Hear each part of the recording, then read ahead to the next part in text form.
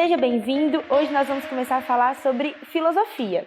E para a gente começar a falar de filosofia, vamos desde o início da história, surgimento da filosofia, de onde ela veio, em que período que nós podemos falar sobre os primeiros filósofos, em que localização eles estavam. Então a gente vai conversar um pouco sobre isso. E para começar, eu quero te esclarecer uma coisa. Existe uma diferença entre o questionamento filosófico e a filosofia como uma disciplina. O questionamento filosófico é algo que nós, seres humanos, é uma postura que nós temos desde que existimos, porque desde sempre o homem está questionando o mundo à sua volta, de onde ele veio, para onde ele vai, como as coisas surgiram e como elas são. Mas a disciplina da filosofia, ela tem uma história, obviamente. Houve um momento da nossa história onde a gente teve uma ruptura de pensamento. A gente saiu de uma explicação que nós chamamos de explicação mítica e começamos a tentar explicar o mundo à nossa volta a partir de fatos, a partir de coisas que nós poderíamos provar através da nossa observação e não da nossa imaginação. Então, é este o momento fundamental onde surge a filosofia como uma disciplina e não só como um posicionamento de questionar o mundo à nossa volta. Essa ruptura, ela vai acontecer na Grécia Antiga. E é por isso que quando nós falamos sobre o início da filosofia, a gente tende a voltar no ponto do mito e do logos. O momento em que houve a mudança da explicação mitológica para uma explicação racional é fundamental para a gente compreender a filosofia que nós fazemos hoje. Todos os povos, então, se a gente for estudar civilizações antigas, os povos têm esse hábito, o costume de explicar o mundo à sua volta a partir do mito. Então, o mito, obviamente, vai ser importante para a gente entender os processos que fizemos até chegar numa explicação de mundo que seja filosófica. O que é o mito? Vamos começar por aí. O mito, ele tem precedentes em vários povos. Até hoje nós temos vários mitos, várias mitológicas diferentes, mas do que se trata? Primeira coisa, o mito é uma forma de explicar o mundo. É sempre interessante a gente lembrar disso. Mito é uma maneira de conhecimento. Se o conhecimento fosse, por exemplo, uma árvore, nós temos cada galho dessa árvore é uma forma de conhecimento. Tudo é conhecimento, mas cada uma se apresenta de uma maneira diferente. O mito é uma forma de conhecimento, como também a arte é uma forma de conhecimento, a religião é uma forma de conhecimento, a filosofia, a ciência, tudo isso é conhecimento, cada um com a sua especialidade. O mito, então, é uma forma de conhecer o mundo, como ele se organiza, de onde ele veio, a origem, o ponto original deste mundo em que nós vivemos, o cosmo. Então, desde sempre, o homem vai tentar explicar de onde ele veio e de onde veio a natureza que ele consegue observar. O cosmos, esse universo visível em que nós estamos inseridos, ele sempre esteve passível de ser descoberto. A primeira maneira, então, que a gente tenta explicar esse mundo é a partir do mito, uma forma de compreender e explicar o mundo em que nós estamos inseridos. É uma forma de conhecimento. Outra característica do mito é que ele tem como função tranquilizar, acalmar. Pense você numa civilização antiga, onde você não tem grandes explicações sobre o universo à sua volta. E de uma hora para outra, sem você saber como funciona, uma tempestade vem, alaga e destrói todas as casas. Ou então, quando você começa a observar e a refletir sobre a maldade no mundo, você não tem grandes explicações sobre aquilo, ou sobre a bondade. Você ama, mas não sabe muito bem de onde aquele amor, aquele sentimento veio. O que você vai fazer? Como seres questionadores que somos, os primeiros povos, então, vão lançar mão dessa mitológica para explicar, para se tranquilizar em relação àquilo que eles não controlavam no mundo. Eu não controlo uma tempestade, nem sei de onde ela veio. Então, eu vou tentar encontrar uma forma de explicá-la, para que aquilo, debaixo do meu conhecimento, me tranquilize, traga paz, para que eu consiga justificar os acontecimentos que estão fora do meu alcance. Então, o mito, por muito tempo, e até hoje, ele tem esse papel, essa função de tranquilizar, trazer conforto em situações que você não dá conta de explicar de outra maneira. Os mitos, desde sempre, são narrativas que vão tentar explicar coisas que o homem não tem domínio, que ele não dá conta de explicar sozinho. A tempestade, o movimento dos astros, o sol, de onde ele vem, por que o sol desaparece e aparece no outro dia, como que eu vou explicar isso? Eu explico através de uma narrativa, que nós estamos chamando de mito, e é chamada de mito, então, desde os povos mais antigos. Outra coisa, outra característica do mito é que ele, como uma forma de conhecimento, tem como característica uma origem na imaginação. Se nós falarmos sobre a ciência como forma de conhecimento, a origem da ciência é aonde? No método. É o que faz com que um conhecimento seja científico ou não. A aprovação pelo método. Mas o mito é uma maneira de conhecer o mundo, de compreender o mundo, que está pautado na imaginação.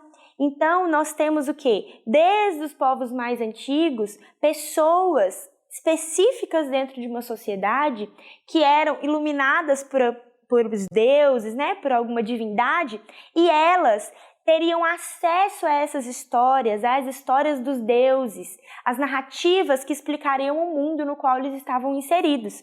São narrativas, então, que podem vir pela imaginação ou pelos seus afetos, né? Ou pela sua crença, sua fé, sua religião, experiências que você teve com uma divindade ou com algum espírito. E este contato, esses afetos ou essa imaginação dariam origem a narrativas que estariam explicando o mundo em que você está inserido. Então, entendendo o que é mito, uma forma de conhecer o mundo, uma forma de explicar o mundo que eu não dou conta de explicar sozinho, a gente vai para um contexto grego, porque é na Grécia Antiga que a gente vai ter os primeiros registros filosóficos. E é ali, inclusive, que nós temos registros também de um mito, ou de vários mitos, que estão servindo como base, uma base muito importante para a produção de conhecimento. Na Grécia Antiga, nós temos a presença do mito de uma maneira muito forte, tanto que até hoje, quando você vai ver histórias, né, narrativas, romances, filmes, nós ainda temos muita referência à mitológica grega. É uma mitológica que ficou muito famosa porque ela era muito rica. Nós tínhamos várias explicações para vários acontecimentos, para vários sentimentos atribuídos aos seres humanos. Tudo tinha explicação. Tudo eu poderia explicar a partir da narrativa mitológica. Então, a Grécia Antiga, ela vai ser um ícone desse desenvolvimento de explicação de mundo a partir do mito. Isso já nos mostra de cara uma coisa. Os gregos tinham um grande interesse de explicar o mundo à sua volta. E eles levavam isso muito a sério. Tanto que desenvolveram uma mitológica super rica para poder identificar e compreender aquele mundo que parecia ser tão incompreensível. Então, primeira característica desses mitos ditos, contados nessa Grécia Antiga, é que na Grécia Antiga, como nós sabemos, como vários povos ali daquela região, nós temos um povo politeísta, eles acreditavam em vários deuses. E a mitológica, a narrativa que eles usavam para explicar a história desses deuses tinha uma característica muito interessante, porque eles tendiam a humanizar os deuses. O que isso quer dizer? Deuses. Quando a gente pensa numa noção de divindade, parece que é um ser super distante, que está lá, isolado, no céu, ou num lugar longe de nós, inacessível, completamente diferente da nossa natureza, porque tem uma natureza divina. Mas os gregos antigos compreendiam isso de uma maneira muito diferente. Para eles, os deuses não estavam tão distantes assim. É claro, eles estavam lá no Monte Olimpo, longe, morando longe, porém, eles se aproximavam dos seres humanos por terem características muito semelhantes às nossas. Eles tinham sentimentos muito parecidos com os nossos. Então, quando você vai ver a mitológica grega, você vê e Zeus ficou furioso, né? E Zeus queria vingança. Pensa, vingança é um sentimento humano. É algo que nós sentimos, esse sentimento de raiva, vingança. Então, Afrodite sentiu ciúmes. Bom, ciúmes também é um sentimento humano. E quando a gente fala, então, sobre a humanização dos deuses, nós estamos querendo dizer exatamente isso, que dentro da mitológica grega, os deuses possuem as mesmas características e sentimentos que os seres humanos têm.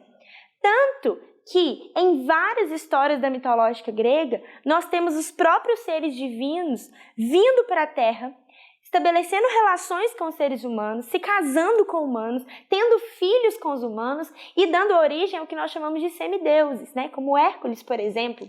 Então, essa relação de proximidade entre deuses e seres humanos, ela é muito importante, ela é muito característica da mitológica grega, e ela vai ter uma função importante quando a gente for falar sobre a transição entre o mito e a filosofia, né? O mitos e o logos. Essa transição ela se dá por vários motivos. Um deles fala sobre essa racionalização do mito que a Grécia tinha de maneira tão característica. Outra coisa que nós podemos perceber nessa mitológica grega é que cada acontecimento inexplicável, cada fenômeno da natureza não passível de explicação, que não havia outra explicação, se sujeitava a uma narrativa mitológica. Então, se você for parar para pensar um exemplo, o mal. De onde vem o mal? Né? De onde que a gente pode atribuir a origem dos males da humanidade? Essa é uma explicação, essa é uma dúvida, um questionamento que precisa ser compreendido, precisa ser explicado. Nesse período da história, então, na Grécia Antiga, como que eu vou explicar esse grande questionamento? De onde vem o mal? Vou explicar a partir da mitológica, que é a maneira de conhecimento da qual eu tenho domínio para poder entender o mundo à minha volta. Então, beleza. Qual é a história, qual é a mitológica que eu vou acessar para poder explicar o mal existente no mundo? E aí, se você já ouviu falar sobre a Caixa de Pandora, é a história, a mitologia responsável por explicar a origem de todos os males. Nós temos um semideus que vai pegar o fogo do Monte Olimpo, vai dar para o ser humano contra a vontade de Zeus. Zeus fica enfurecido e ele vai tentar castigar, ele vai se vingar desse semideus e ele vai se castigar também a humanidade por ter acesso àquele fogo que é algo exclusivo dos deuses. Então, dentre um dos castigos que ele escolhe, ele cria uma mulher, e essa mulher é Pandora. Ele manda Pandora para a Terra, um semideus se apaixona por ela e manda um presente, Zeus manda um presente de casamento para eles. Esse presente de casamento é a caixa, o vaso, ele está lacrado, ele está assim super lindo, lacrado, guardado, e entrega e dá uma dica: você não pode abrir, não abra essa caixa, ou não abra esse vaso, não deslacre. Quando Pandora vê, ela fica extremamente curiosa e ela quer muito saber o que tem lá dentro, e quando ela abre aquela caixa, todo o mal que existe no mundo, todas as maldades, todas as doenças, as mazelas, tudo de ruim começa a sair daquela caixa e ocupar o mundo à nossa volta. Ela, desesperada, fecha aquela caixa rapidamente e, sem saber, ela acaba deixando preso dentro da caixa a esperança. Tudo que é ruim, tudo que é de mal, sai e ocupa o nosso mundo, mas a esperança fica guardada ali dentro. Essa é uma história rápida, dei uma resumida nela, mas só para você entender. Eu tenho um questionamento sobre o mundo à minha volta, um questionamento filosófico, inclusive, de onde vem o mal, o que é o mal. E para respondê-lo, eu uso de um mito. Cada um dos mitos vai ter uma intenção de explicar ou a origem de algo no universo ou a origem de algum deus. Damos isso o nome de cosmogonia. Cosmogonia é a forma de explicação que os gregos antigos estavam lançando mão para poder explicar o mundo à sua volta. Cosmo, de mundo, gonia, de origem, de gênese. Então, tudo que existia no mundo, de acordo com os gregos antigos, teve sua gênese ou teve a sua origem a partir da relação dos deuses, né? Os deuses entre os humanos, deuses entre deuses. Então, essas relações é que deram origem a tudo que existia no universo onde os seres humanos estavam inseridos. Damos o nome disso de cosmogonia, a maneira como os gregos antigos estavam explicando o mundo à sua volta. Então, nós temos registro de várias histórias, várias mitológicas. Homero, por exemplo, é um dos representantes, um dos que escreveram, né, que criou registros sobre essa mitológica. Óbvio, não foi ele quem inventou todas essas histórias. Ele apenas escreveu, ele apenas transcreveu histórias, narrativas que eram comuns àquela cultura. Temos aqui exemplos de alguns dos deuses muito citados nas mitológicas gregas, como Zeus, Apolo, Afrodite, Atena. Cada um é responsável, ou cada um é o responsável por um dos sentimentos ou uma das histórias que deu origem a algo no universo. O ponto é o seguinte, entendendo que o mito é uma narrativa importantíssima na Grécia Antiga para poder explicar aquele contexto, para explicar o universo, como é que aconteceu a transição entre essa explicação mitológica para uma explicação filosófica? Porque a gente tem que entender que o motivo ou a função da filosofia, ela é muito parecida com a função da mitológica. A filosofia também está tentando explicar e compreender o mundo em que o ser humano está inserido. Ela também está tentando explicar, principalmente no seu início, a origem do universo. Então, a mitológica tem o mesmo objetivo. A filosofia também. Como que uma deu espaço para a outra? E é isso que eu quero que você entenda. Mas para você entender, a gente tem que saber quais são as diferenças entre a cosmogonia e a cosmologia. Cosmogonia é aquilo que eu disse para você sobre uma explicação do cosmo, do universo, a partir da relação entre os deuses. É o que o mito está tentando identificar. Ele está tentando trazer uma explicação cosmogônica. Eu relaciono deuses entre deuses ou deuses e humanos e eu explico o universo a partir dessa relação. Lembre-se da caixa de Pandora.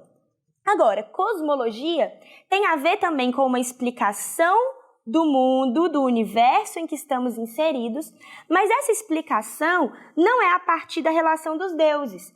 Ela é a partir do que nós chamamos de logia, ou que vem da palavra logos, que é uma explicação racional do mundo. A explicação não é mais referente aos deuses, é uma explicação referente àquilo que eu posso observar empiricamente, é aquilo que eu posso traduzir num discurso coerente.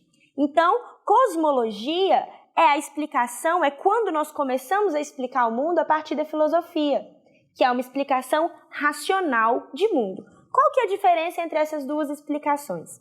Na cosmogonia ou no mito, a origem do mito é a imaginação. Então, tudo vem por conta da imaginação ou do afeto de alguma pessoa, do narrador, daquele que é responsável por trazer a mensagem divina para a Terra.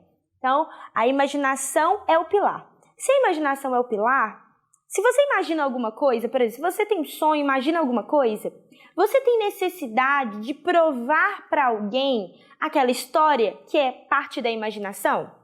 Não. Se você lê um livro e ele é uma ficção, você não precisa ir no autor e ficar perguntando, mas como é que você me prova isso? Porque aquele livro, que é uma ficção, que é fruto da imaginação, ele não tem nenhum tipo de responsabilidade com a realidade concreta. Aquilo que é da imaginação, ele se mantém na imaginação e não precisa de provas. O mito, ele é fruto da imaginação, então não há necessidade de provas. Mas a cosmologia, a filosofia, ela é um discurso racional. Ou seja, dentro de um discurso racional, eu tenho a exigência, eu preciso da razão como um critério para o desenvolvimento do pensamento que eu estou fazendo. Uma reflexão racional, ela precisa de provas. Se eu te fizer uma afirmativa que tem essa intenção de ser racional, e você me perguntar qual é a prova disso, eu tenho que estar disposta a te convencer. O discurso racional, ele convence por meio da prova. Então, na filosofia, eu preciso de provas. Eu preciso de um discurso coerente. No mito, eu não tenho essa necessidade, porque é fruto da imaginação. Ambos, tanto mito quanto filosofia, têm algo em comum. Ambos estão tentando explicar a origem do universo, compreender como que o cosmo, como que o universo funciona, qual que é a lógica por detrás do funcionamento do mundo. Um explica a partir dos deuses, outro explica a partir das suas observações, das suas reflexões racionais. Outra característica que difere essas duas formas de explicar o mundo é que na cosmogonia ou no mito, nós temos a confiabilidade daquele mito pelo narrador. Eu confio nessa história por quem está me contando. Se eu confio nessa figura, nesta pessoa que está me trazendo essa história, essa narrativa, então eu confio na narrativa. O narrador é o principal, é ele que vai trazer a confiabilidade da narrativa que está sendo dita. Já na filosofia, eu não acredito ou eu não confio nas afirmações por causa do narrador. Eu confio nelas porque ela respeita princípios lógicos. Eu reconheço a lógica que está naquela afirmação que estão me fazendo. Dá para entender essa diferença? Que aqui no mito eu confio por causa de quem está me contando. Aqui eu confio porque é coerente, porque eu consigo mensurar, eu consigo fazer o mesmo processo de raciocínio que aquele narrador teve. Então, a minha confiança, a credibilidade está no princípio lógico, no método e não no narrador. O ponto é, nós temos então uma Grécia Antiga que está explicando o mundo à sua volta a partir do mito, majoritariamente a partir do mito. Só que algumas mudanças na estrutura dessa sociedade grega, algumas mudanças principalmente na forma como eles estão se organizando enquanto cidades, cidades-estado, vai fazer com que essas explicações mitológicas, essa forma de explicar o mundo a partir da cosmogonia, ela não seja mais suficiente para responder a todas as perguntas que o povo grego estava tendo. O que vai acontecer? Basicamente, nós temos como esse pontapé inicial para a grande mudança de chave entre mito e logos, o contato do povo grego com outros povos. O que começa a acontecer? Por causa do comércio, e aí Mileto, que é a cidade, a origem dessa filosofia, onde nós temos os primeiros registros filosóficos dos primeiros filósofos, Mileto era um lugar muito conhecido por causa do comércio. O comércio, ele existe um contato constante com outras pessoas. Então, em Mileto, nesse comércio, a partir dessa relação entre vários povos, o que os gregos ou o povo helênico começa a perceber? Que aquelas histórias que eles usavam para explicar o universo e o mundo à sua volta eram histórias, essa mitológica, eram narrativas boas até que eles entram em contato com outros povos e esses outros povos têm outras histórias para explicar as mesmas coisas. Então, se na Grécia temos a caixa de Pandora para poder explicar a origem de todos os males, no contato com outros povos, como por exemplo o povo do Egito, eles veem outras histórias, narrativas completamente diferentes, que explicavam a mesma origem dos males. O que eles passam a perceber ou como eles começam a refletir em relação a isso? Bom, se existem várias histórias para explicar uma mesma coisa, corre um grande risco de nenhuma história ser verdadeira. Ou todas as histórias têm um pouco de verdade, ou nenhuma história é real. Todas essas histórias não são suficientes para explicar, para encontrar a verdade sobre a origem de todos os males, a origem do universo, a origem do próprio ser humano. E aí, é a partir desse ponto que o questionamento ele se amplia. Aquele arcabouço de mito não dá conta mais de explicar o mundo no qual os gregos estavam inseridos. Sendo assim, eles passam a procurar outras formas de explicar este mesmo universo. Dentre elas, uma tentativa de explicar racionalmente o universo em que eles estão. A natureza, por exemplo, que eles estão inseridos, que eles tanto observam, mas não conseguem explicar, a não ser pelo mito. Então, esse primeiro contato com outros povos vai fazer com que as narrativas míticas elas sejam insuficientes para explicar o mundo. Outras mudanças que nós vamos ter que são fundamentais para essa transição. Surgimento da vida urbana. Como a gente sempre tem que lembrar, todas as vezes que eu tenho aglomeração de pessoas ou mudança na estrutura, na maneira como esses grupos estão se organizando, eu vou ter mudanças na filosofia, na forma de pensar. Quando eu agrupei e eu tenho o surgimento dessa vida urbana, o contato com o outro é constante. E este contato com o outro me obriga a debater ideias, a trocar ideias. E é aí, inclusive, que a gente entra numa outra transformação, que talvez de todas é a mais fundamental, que é a origem da política. Eu tenho esses centros urbanos e eu preciso de uma maneira eficaz para administrar esses centros urbanos. Como que eu vou fazer? A partir da política. Mais um pouco para frente, a partir da democracia. E a democracia grega, ela vai exigir o quê daqueles indivíduos? Ela vai exigir um debate, ela vai exigir um discurso racional neste espaço que nós estamos chamando de ágora. A ágora é o espaço de debate democrático, é onde os indivíduos, os cidadãos, eles iam para conversar e decidir sobre as questões da polis.